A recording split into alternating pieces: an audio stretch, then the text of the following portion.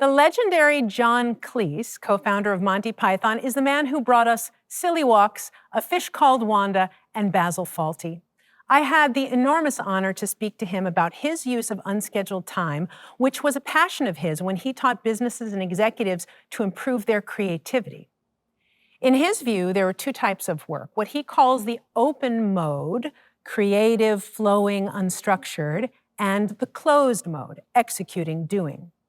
Cleese believes one must step into the open mode, what we would call a pause to construct, for a healthy chunk of time, ideally 90 minutes, in order for your mind to sift through the first flurry of distractions and then really clear the ground for play.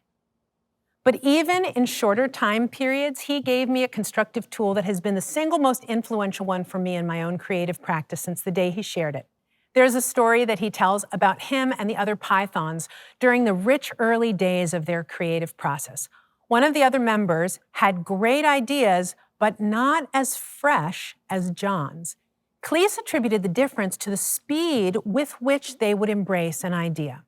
When this other performer would come up with a sketch or a punchline, if it was a good, solid idea, they'd use it. Not so with Cleese. When he would come up with a good idea, he would note it, set it aside, and keep exploring. And if another idea came, he would note it, set it aside, and keep exploring. As a person, myself, who has the impulse control of a 2-year-old, I have found this set-aside process just to be instrumental in my own creative pursuits ever since I first heard it. So set aside your good thought to see if a great one follows. You can use this practice together to access richer veins of thought about the next how. Ideate, set aside, and keep going together. Create, set aside, and keep going deeper, braver, further.